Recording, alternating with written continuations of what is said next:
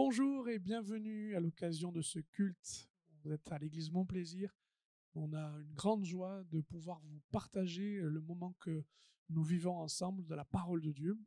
Aujourd'hui, c'est un invité, le pasteur Benjamin Amira, qui nous vient du Puy-en-Velay donc, qui nous apporte la parole. Vous allez découvrir comment dans la maison du Père, notre Dieu, il y a de l'abondance et elle est à notre disposition parce que nous sommes ses fils et ses filles. Voilà, soyez attentifs à ce message, vraiment béni parce que vous recevrez de Dieu. Et on vous invite à nous découvrir sur Valence, même à l'occasion d'une réunion, notamment un culte. Vous serez les bienvenus et on espère vous accueillir de la meilleure des manières. Que Dieu vous bénisse et à très bientôt. Merci Nicolas, merci de ton invitation, merci à vous de me recevoir. Il faut voir loin, il faut avoir de bons yeux. Heureux d'être avec vous ce matin, encore une fois. Oui, merci pour votre invitation, pour la confiance également que vous me portez. Je viens avec les salutations, oui, de l'église du Puy-en-Velay. Nous sommes sur la région depuis maintenant 6 ans. Nous avons vu de belles choses dans cette église et avec foi et par la grâce de Dieu, nous espérons voir encore davantage. Évidemment, dans quelques instants, probablement pendant le temps des annonces, je prendrai le temps de vous présenter un peu le projet que nous portons actuellement. Avant cela, peut-être quelques mots de présentation. Vous dire que j'ai 40 ans. Alors pour les plus jeunes, ça fait vieux. Pour les plus âgés, ça fait jeune. Nous avons 3 enfants, Jade, bientôt 15 ans, Adriel, bientôt 13 ans, et Eden, bientôt 11 ans. Nous sommes originaires de Romans, Romans-sur-Isère. Moi, je suis né à Romans, j'ai grandi à Romans, j'ai effectué une partie de ma scolarité sur Romans. J'ai continué mon cursus universitaire sur Valence, pas loin d'ici, l'université Joseph Fourier. Il y a des étudiants. Ils sont-ils plus par là, les étudiants ? L'université, pardon. Joseph Fourier, ça existe encore ? Bon. Désolé, je pensais parler à quelqu'un en disant cela, mais visiblement non. Bon, oubliez ça. On est parti ensuite sur Bordeaux. J'ai terminé mes études là-bas. De Bordeaux, on est parti dans le Jura. Du Jura dans le Puy-de-Dôme et dans le Puy-de-Dôme, du Puy-de-Dôme en Haute-Loire. Et ma femme me disait, on est bien en Haute-Loire, si on pouvait rester encore quelques années, ce serait bien, parce que les déménagements, ça commence à bien faire. Voilà pour les mots de présentation. J'ai vu tout à l'heure quelques visages que je connais. Je bénis le Seigneur pour ça. C'est vraiment encourageant de voir aussi des personnes qui sont là, que nous connaissons, qui persévèrent dans la foi. C'est juste merveilleux. Et moi, je suis déjà encouragé avant même d'avoir ouvert la Bible. Eh bien, on va l'ouvrir, si vous le voulez bien. On va lire ensemble Luc chapitre 15, parabole bien connue, peut-être la plus connue. Mais ce matin, nous n'allons pas nous intéresser au fils prodigue de notre parabole, nous allons nous intéresser plus particulièrement à son frère. Luc chapitre 15, à partir du verset 25, Luc chapitre 15, verset 25 et suivant. Est-ce que vous avez votre Bible avec vous ou votre téléphone ? Ça marche aussi si toutefois vous ouvrez l'application Bible. Luc chapitre 15, à partir du verset 25. Or le fils aîné était dans les champs lorsqu'il revint et approcha de la maison. Il entendit la musique et les danses. Il appela un des serviteurs et lui demanda ce que c'était. Ce serviteur lui dit, ton frère est de retour et ton père a tué le veau gras parce qu'il l'a retrouvé en bonne santé. Il se mit en colère et ne voulut pas entrer. Son père sortit et le pria d'entrer.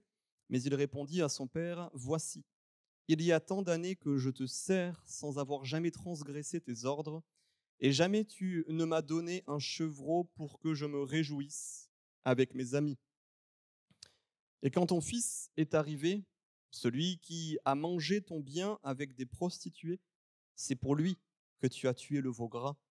Mon enfant lui dit, le Père, tu es toujours avec moi, et tout ce que j'ai est à toi.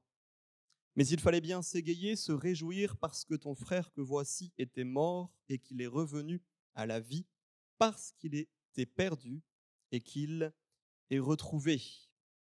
Nous arrêtons notre lecture ici, et j'aimerais ce matin que nous puissions entendre également, puisque nous nous trouvons dans la maison de Dieu, puisque nous aussi nous avons un papa dans le ciel qui veut nous dire exactement la même chose, qui a un même cœur que le papa de notre parabole avait pour son fils. Et j'aimerais que nous puissions ce matin, comme tout à nouveau peut-être, faire nôtre cette parole que je trouve extraordinaire, qui nous vient directement du ciel de notre Père céleste.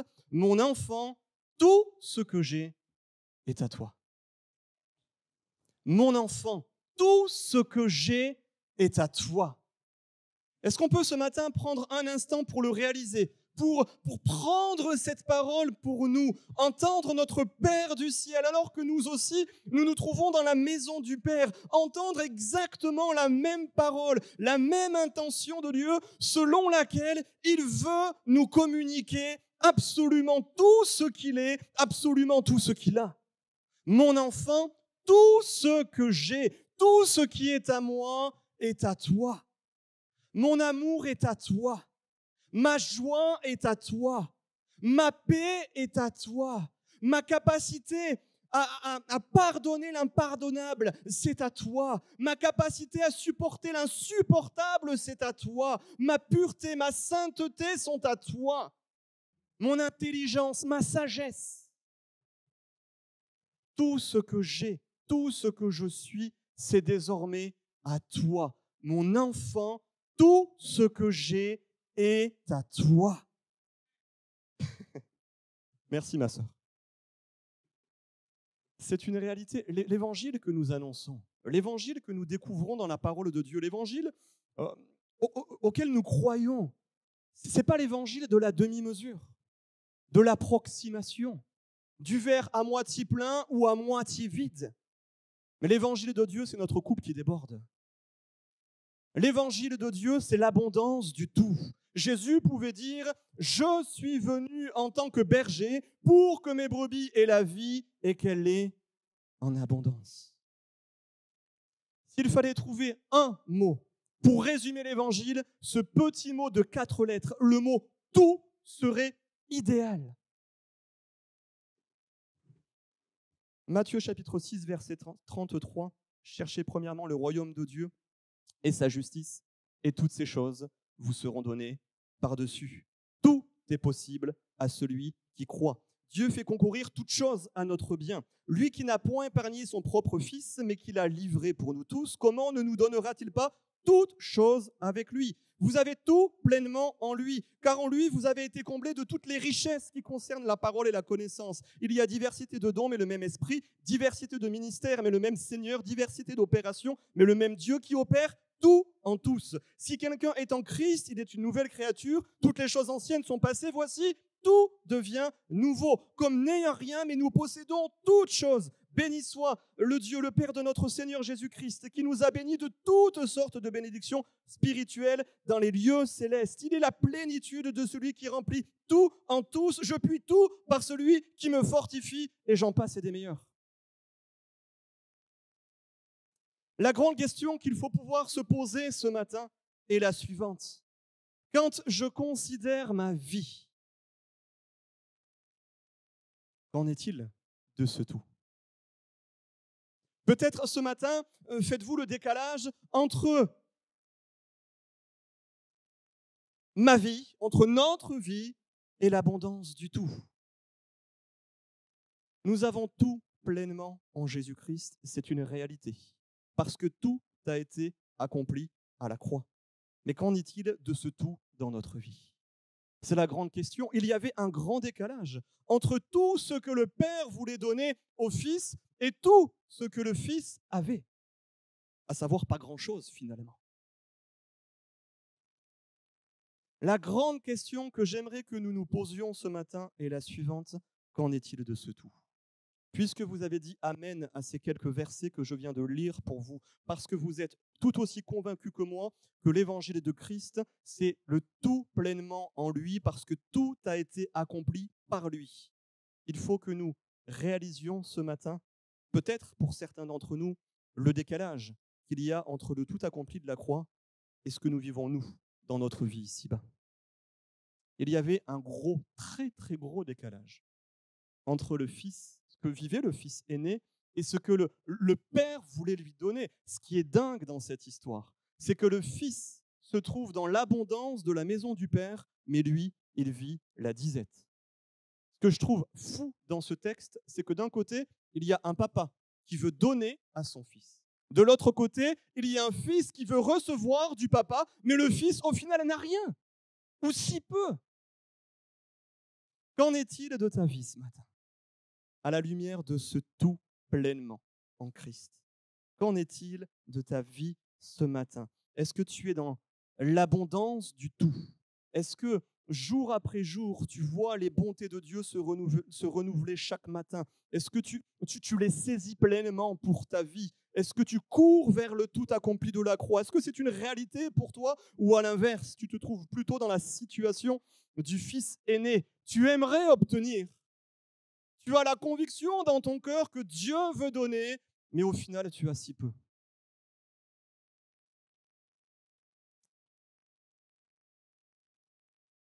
Posons-nous la question suivante ce matin, mais qu'est-ce qui fait que ce jeune homme qui était là dans la maison du Père, qui aspirait à recevoir de lui, n'avait finalement que si peu? Qu'est-ce qui fait ça? Pourquoi cet enfant, finalement, alors que le Père est là, alors qu'il entend cette parole lui dire « Mais mon enfant, mais tout ce que j'ai, c'est à toi, viens, prends, sers-toi », et lui n'a pas. Qu'est-ce qui fait ça? Mais pourquoi? Alors quand je suis sur l'église du Puy, alors l'église est plus petite, donc c'est plus facile d'avoir une relation comme ça. Il y a des gens qui répondent aux questions. Vous pouvez tenter le coup si vous voulez en parler un peu plus fort du coup, mais la grande question est la suivante.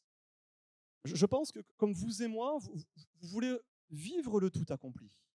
Vous voulez que toutes ces choses anciennes soient réellement reléguées au passé et vivre toutes choses nouvelles en Christ. Nous voulons vivre, mais tout est possible à celui qui croit. On veut vivre ces choses. Ce tout, évidemment, qu'il nous intéresse. Mais comment faire d'une façon très concrète pour vivre ce tout, ou au moins déjà s'en rapprocher un peu plus?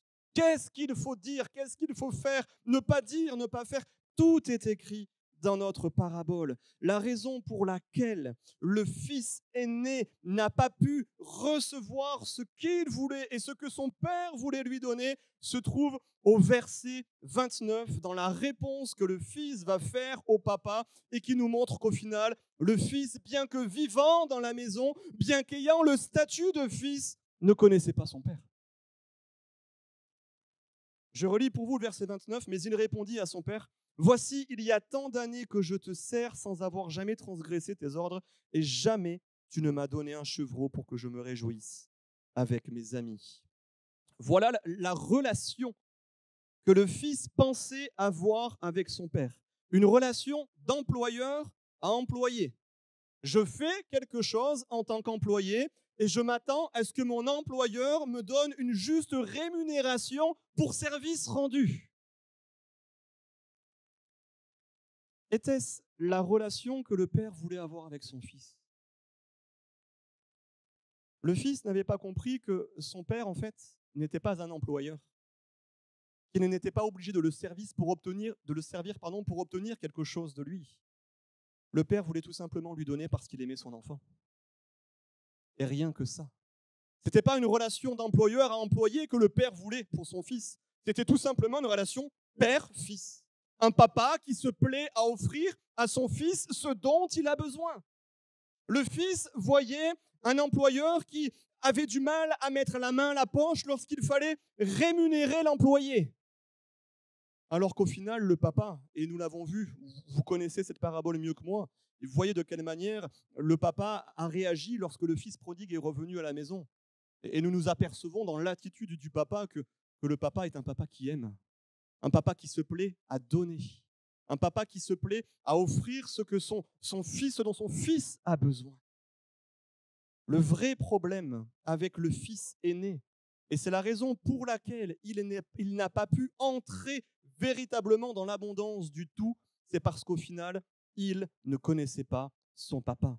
La grande question qu'il faut pouvoir nous poser ce matin, mais est-ce que nous connaissons notre Dieu? Il y a un lien plus qu'étroit entre la connaissance des choses de Dieu et notre capacité à nous emparer de ces choses. Ce qu'il faut bien comprendre ce matin, c'est cette règle très simple. Si je ne connais pas Dieu, je n'obtiendrai rien de lui. Si je le connais un petit peu, je recevrai un petit peu. C'est quand je le connais très bien que je peux recevoir bien plus encore. Il y a un lien étroit, très fort, entre d'un côté la connaissance et de l'autre côté l'expérience. Plus je connais Dieu, plus je serai en capacité de recevoir ce qu'il veut me donner.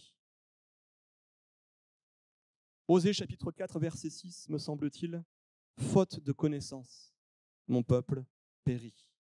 À 2 reprises, dans la seconde épître de Pierre, on retrouve exactement la même chose, la connaissance et la grâce extrêmement liées. Mieux je connais, mieux je vivrai la grâce de Dieu pour ma vie. La grande question est la suivante. Est-ce que je connais Dieu? Est-ce que je le connais au point de recevoir? Ça, c'est juste fondamental, frères et sœurs. Il y a tant d'années que je te sers sans avoir jamais transgressé tes ordres et jamais tu ne m'as donné. Ça fait beaucoup de jamais. Le fils aîné, bien que vivant dans la maison du Père, ne connaissait pas le Père et c'est la raison pour laquelle il n'a pas pu obtenir de son Père ce qu'il voulait. La grande question, permettez-moi d'insister encore ce matin, c'est est-ce que je connais véritablement le Père? Si je connais le cœur du Père, si je vis le cœur du Père, si je m'attache au Père, je connaîtrai le Père. Et le Père pourra véritablement me faire entrer dans la dimension du tout accompli de la croix. La première intention de Jésus lorsqu'il est venu sur terre n'a pas été de mourir. Sans quoi il serait arrivé sur terre, ou plutôt sans quoi son séjour sur terre aurait duré 3 jours. Il serait arrivé le vendredi soir, il aurait donné sa vie sur la croix, il serait ressuscité le dimanche matin et ça aurait été réglé. Il est venu 33 ans sur terre. Pour mourir, c'est vrai, mais pour révéler le cœur du Père. Il est venu faire connaître le Père. Pourquoi? Parce que lorsque nous connaissons le Père, nous pouvons vivre pleinement ce qu'il veut nous offrir. Quelquefois, nous sommes attirés par la bénédiction de Dieu. Et nous sommes là dans la prière, Seigneur, bénis-moi, tu sais ce dont j'ai besoin, et on ne voit rien venir. Il y a plus, on va y revenir, on va d'ailleurs terminer avec ça dans quelques minutes, mais il y a plus que demander. Il y a la dimension de la connaissance, de l'intimité, de la relation avec Dieu. Il faut que nous réalisions absolument ce matin, et je suis convaincu ce matin que pour la plupart d'entre nous c'est le cas, mais que pour recevoir une bénédiction de la part de Dieu, il faut avant toute autre chose connaître l'auteur même de la bénédiction.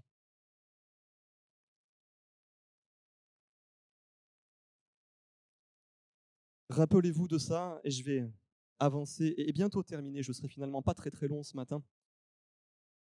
Si je ne connais pas Dieu, et beaucoup de nos contemporains, lorsqu'on annonce l'évangile aux uns et aux autres, ils ne connaissent pas Dieu. Et évidemment qu'ils ne vivent pas grand-chose, finalement, ces gens-là.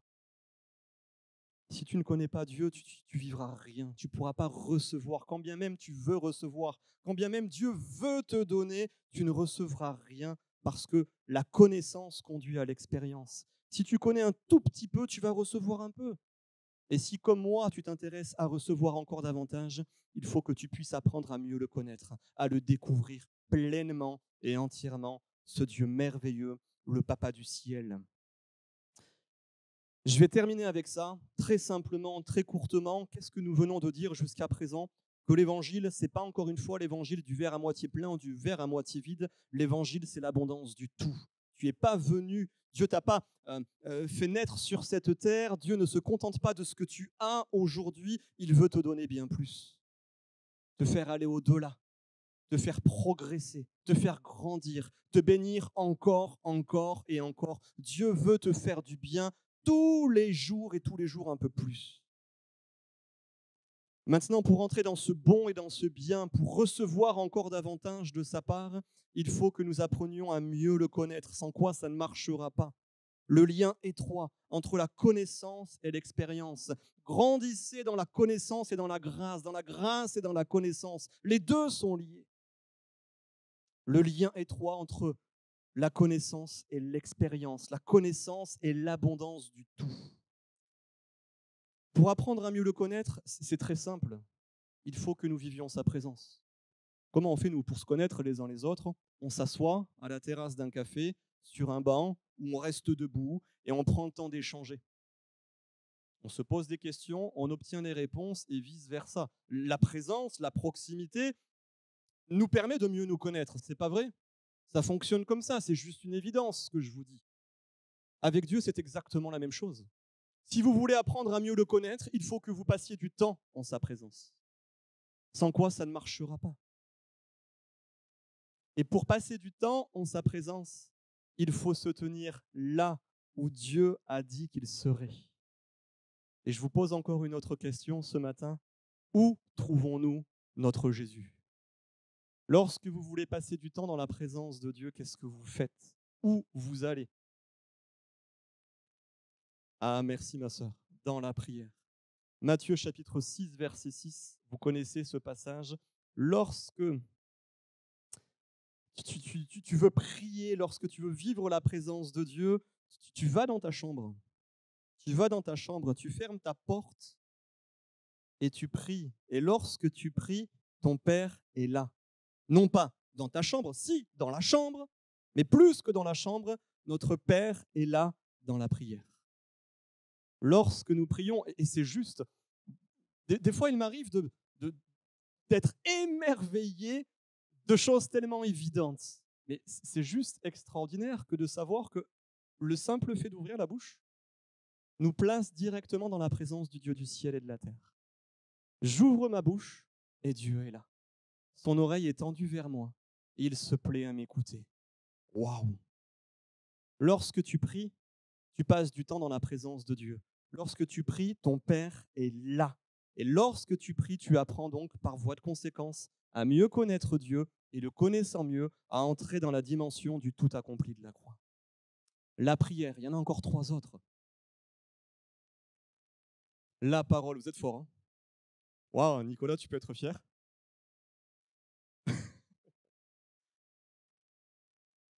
Ouais, on va mettre ça dans la parole.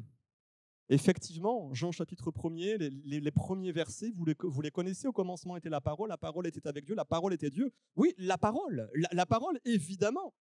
C'est peut-être le moyen premier, peut-être le plus évident pour nous, pour connaître Dieu. Un jour, quelqu'un a dit cette phrase que j'aime beaucoup.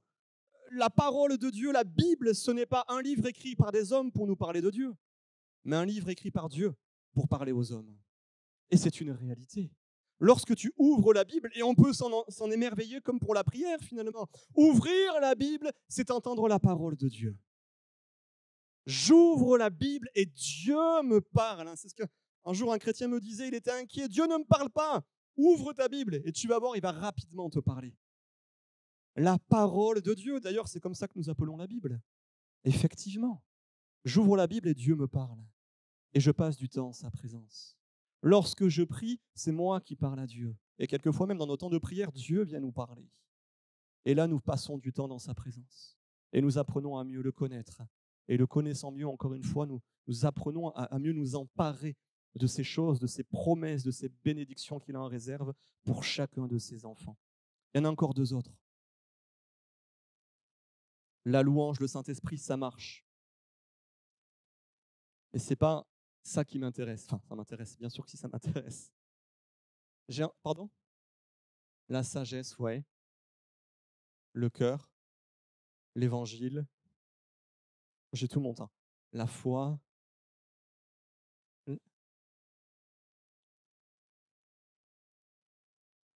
La louange, l'adoration, oui, ça marche. Ouais. La liberté aussi, pourquoi pas. La persévérance. le temps, l'adoration. Ça revient régulièrement. Il y a des vrais cœurs d'adorateurs dans cette église. La sanctification, toutes ces choses-là, ça marche, qui sont plutôt la conséquence de notre relation avec Dieu. Allez, je vais vous mettre sur la voie. On y est, on est en train de le vivre là maintenant. L'église. Matthieu chapitre 18, verset 20. On retrouve ce petit mot de 2 lettres, ce là. Là où 2 ou 3 sont assemblés, je suis au milieu d'eux. L'église locale, la communion fraternelle, c'est ce moyen que Dieu nous a donné pour vivre la bonne présence de Dieu. Et je ne peux que vous encourager ce matin encore à vous attacher à votre église locale.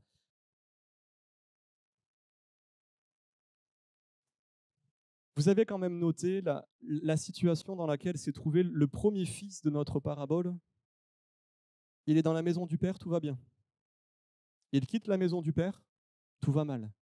Il revient à la maison du Père, tout va mieux. C'est presque mathématique une fois encore. La maison du Père, ici, c'est l'image de l'Église, vous êtes d'accord avec moi? Dans ce chapitre 15 de l'Évangile de Dieu, selon Luc, il y a 2 autres paraboles avant. La parabole de la brebis perdue. Quand la brebis s'est-elle perdue? Quand elle a quitté le troupeau. Lequel troupeau fait référence à l'Église. Pour la drachme, c'est exactement la même chose. Comprenons bien ce matin, et régulièrement j'insiste, parce que c'est vrai que ce n'est pas toujours évident de vivre la communion fraternelle parce qu'elle n'est pas toujours heureuse. Rassurez-vous, Jésus le sait. La première fois que Jésus parle de l'Église locale, c'est pour expliquer comment on va gérer nos conflits, là, dans l'Église précisément. Vous connaissez ce passage, lorsqu'un frère a péché contre toi, tu y vas, tu te réconcilies avec lui. Si ça fonctionne, tu as gagné un frère. Si ça ne marche pas, eh bien, tu appelles 2 autres personnes. Et si ça ne marche pas, eh bien, tu avertis l'Église. La toute première fois que Jésus parle de l'Église locale, c'est là. Waouh! Encourageant, hein, réjouissant. Et pourtant, la communion imparfaite est tout aussi importante pour Dieu que la prière et que la parole. Réalise bien ce matin l'importance, et peut-être que je le dis, et puis on est entre nous finalement. Combien de fois le diable est venu nous trouver parce que nous vivions la communion fraternelle, ou plutôt les conséquences de la communion fraternelle imparfaite, et l'ennemi est jamais bien loin pour nous dire: écoute, tu t'en vas, tu vas sur Internet, tu écoutes des prédiques, tu verras, ça va bien fonctionner comme ça. C'est pas ce que Dieu veut, ça. Moi, je vous encourage, frères et sœurs, vraiment, et je le sais, pour le vivre aussi. La communion fraternelle n'est pas toujours simple, c'est vrai. Mais pour autant, on en a désespérément besoin. Il vaut mieux vivre la communion fraternelle, aussi imparfaite soit-elle, que de ne pas vivre la communion fraternelle du tout. C'est une réalité. Rappelez-vous de la brebis, rappelez-vous du fils prodigue, et rappelez-vous de la condition dans laquelle les 2 se sont trouvés lorsqu'ils ont choisi de quitter l'Église, perdus. Si vous faites du grec, intéressez-vous à la définition du mot perdu, que le Saint-Esprit a choisi. Ça veut dire mort. Mort. Nous quittons l'Église locale et tôt ou tard, nous allons finir par mourir, sur le plan spirituel, bien entendu. Il faut que nous le réalisions, ça. Oui, c'est pas simple. Oui, quelquefois, on ne se dit pas bonjour, quelquefois, on est énervé, quelquefois, il y a une attitude charnelle qui est là, et puis, ouais, c'est vrai. Mais ça, c'est l'Église. C'est pas que ça, merci Seigneur. Mais souvent, ma Janine Maffre, que certains d'entre vous connaissent, parce qu'à chaque fois que je passe dans une église, elle me dit: tiens, tu as vu un tel, elle connaît tout le monde. Eh bien, elle me dit: tu prends le pack en fait. On aimerait prendre que les bons côtés, nous. Que les messages inspirés, que les bons temps de louange, que les frères et sœurs avec lesquels on a des affinités. Et puis ce serait bien comme ça. Non, c'est pas ça l'église. L'église, c'est ça. Et merci Seigneur pour ça. Mais il y a le reste aussi. Vivre la présence de Dieu pour apprendre à mieux le connaître, et je le vis. Je vis la présence de Dieu à travers la prière, vous l'avez dit, à travers la parole de Dieu, la lecture et la méditation de sa parole, à travers l'Église. Et puis il y en a un 4e, ce petit mot de 2 lettres qui m'intéresse, là. Jésus a dit qu'il serait dans la parole, dans la prière, dans l'Église, un 4e point. Je vous le dis, Jean chapitre 12, verset 26, « Là où je suis, là aussi sera mon serviteur. » Il faut que nous réalisions ce matin que lorsque nous servons Dieu, Dieu est là. Et moi, c'est ce qui m'encourage quand je prêche. Je sais que Dieu est là et qu'il m'aide parce que c'est jamais évident. Lorsqu'il s'agit de témoigner à quelqu'un, la plupart du temps, nous demandons à Dieu de nous aider, au Saint-Esprit, d'inspirer nos paroles. Nous réclamons l'assistance du Saint-Esprit, notamment dans ces moments au cours desquels nous sommes appelés à le servir. Parce que nous le savons bien, on a besoin de ses ressources à lui. On a besoin de sa parole à lui. On a besoin de son onction à lui pour pouvoir le servir, sans quoi ça ne marchera pas non plus. Lorsqu'il s'agit de servir Dieu, Dieu est là. Parce que vous le savez mieux que moi, la vie chrétienne, ce n'est pas uniquement « Seigneur, donne-moi, donne-moi, donne-moi ». Seigneur, tu me donnes pour qu'avec ce que tu vas me donner, je puisse enrichir à mon tour, je puisse donner à mon tour. Viens me bénir pour que je puisse bénir. Vous comprenez, la vie chrétienne, ce n'est pas uniquement dans ce sens de je reçois et je donne ensuite. C'est ce que Dieu veut, c'est ce que nous voulons également, mais réalisons ce matin que lorsque nous servons, Dieu est là également. Et lorsque nous le servons aussi, alors que nous sommes là pour donner aux autres, eh bien le Seigneur nous donne, nous apprend à mieux le connaître. Et maintenant, vous connaissez la suite. Je passe du temps dans sa présence, j'apprends à mieux le connaître et de connaissant mieux, je peux m'emparer de toutes ces grâces, de ces bienfaits, de ces promesses qui me sont destinées. On peut fermer peut-être nos yeux un instant, si vous le voulez bien.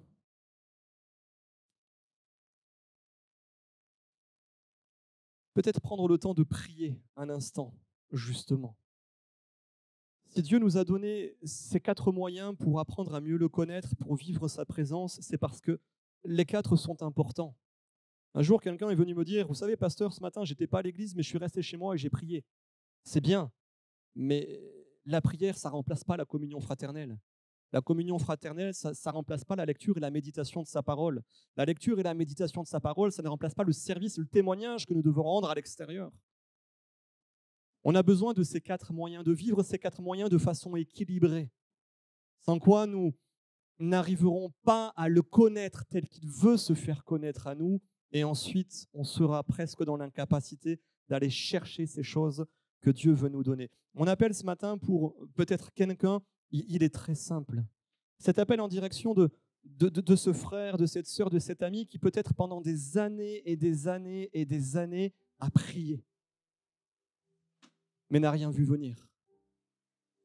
Un appel en direction de tous les fils aînés de notre parabole. J'aimerais tellement recevoir de toi, papa. Je sais que tu as un cœur et que tu veux me donner. Mais je fais le constat que je suis très, très, très loin de l'abondance du tout. Peut-être est-ce la tradition. Peut-être est-ce une passion. Peut-être est-ce une forme de négligence et de paresse. Que sais-je? Mais j'aimerais vous dire ce matin, peu importe. Jésus est venu jusqu'à nous pour que nous puissions avoir une relation bénie avec lui.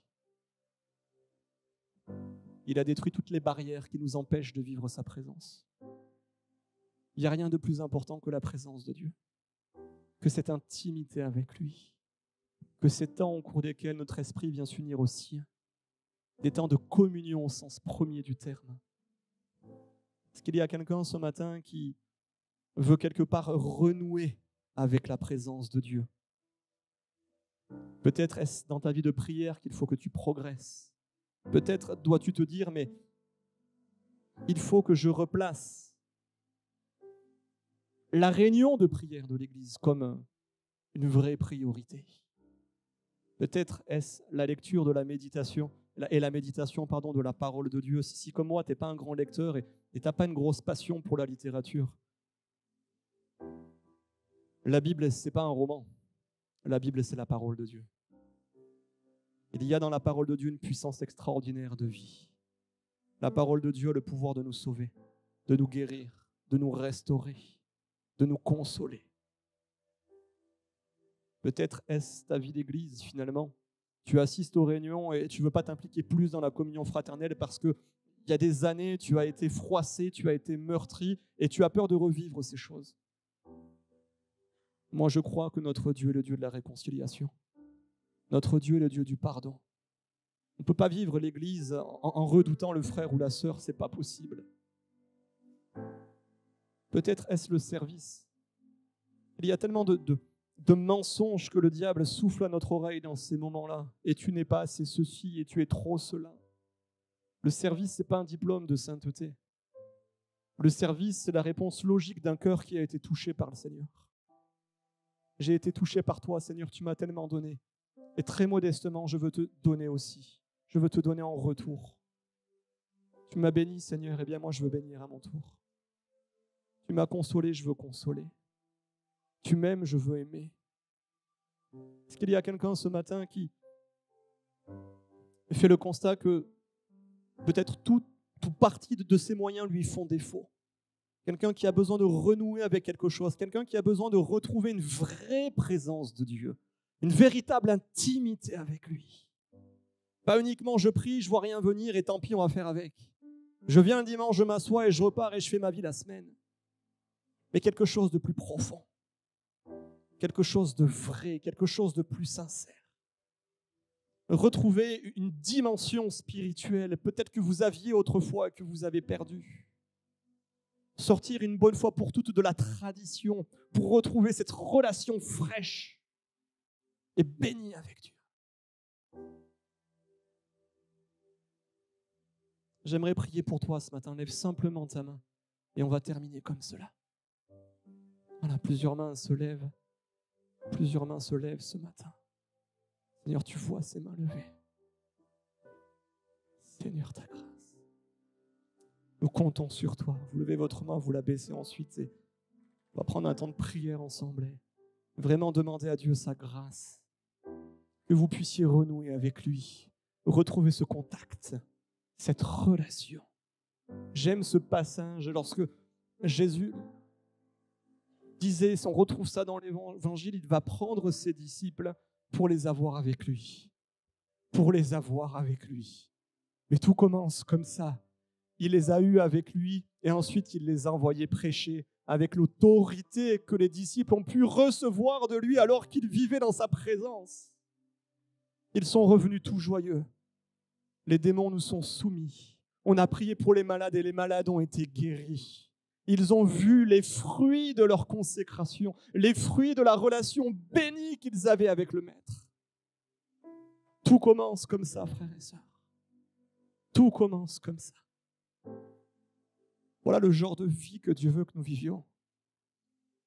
Non pas vivre la disette au milieu même de l'abondance, mais entrer dans l'abondance de Dieu. Pour que nous puissions vivre une vie extraordinaire sur terre, pas uniquement pour nous, mais aussi pour les autres. Notre Dieu, notre Père, ce matin, nous sommes là devant toi.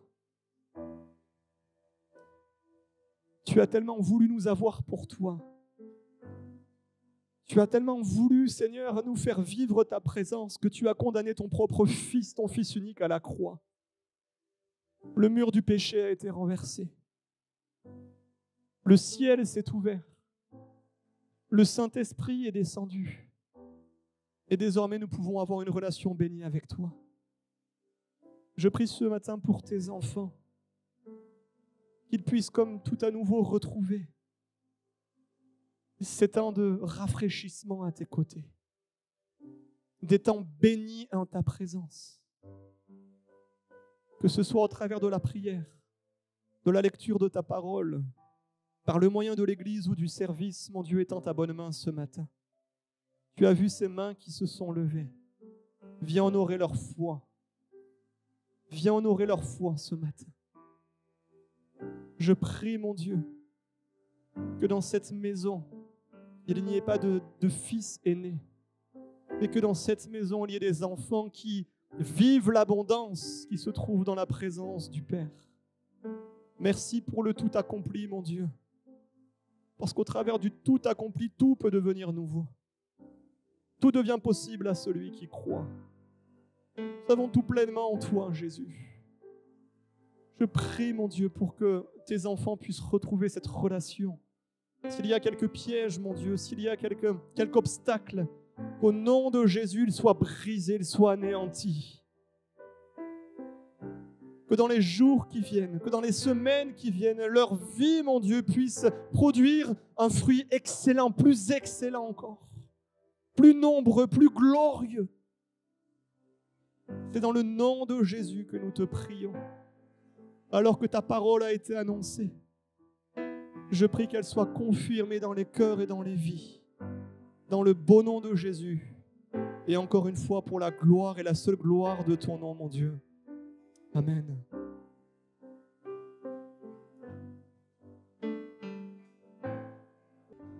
J'ai trop longtemps porté un fardeau bien caché. Tu ne m'as pas appelé pour seul le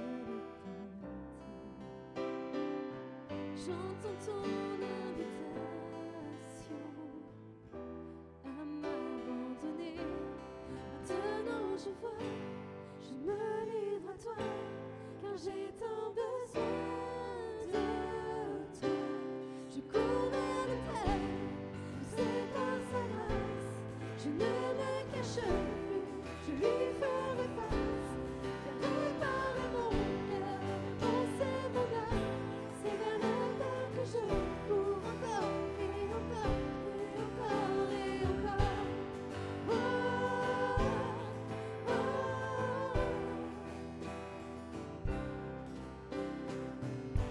Tu vois ma condition, tu as abandonné ton fils en rédemption, payé sur la croix. Je n'ai pas d'explication devant cet amour. Je ne comprends pas, je ne saisis pas, mais j'ai tant besoin de toi. Je cours vers le Père, poussé par sa grâce. Je ne me cache plus, je lui ferai face. Viens réparer mon cœur, penser mon âme.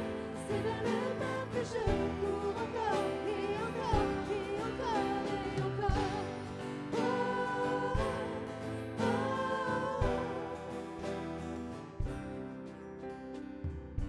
Tu vois ma condition, tu as un plan pour moi. Ton fils, ma rédemption, payé sur la croix. Je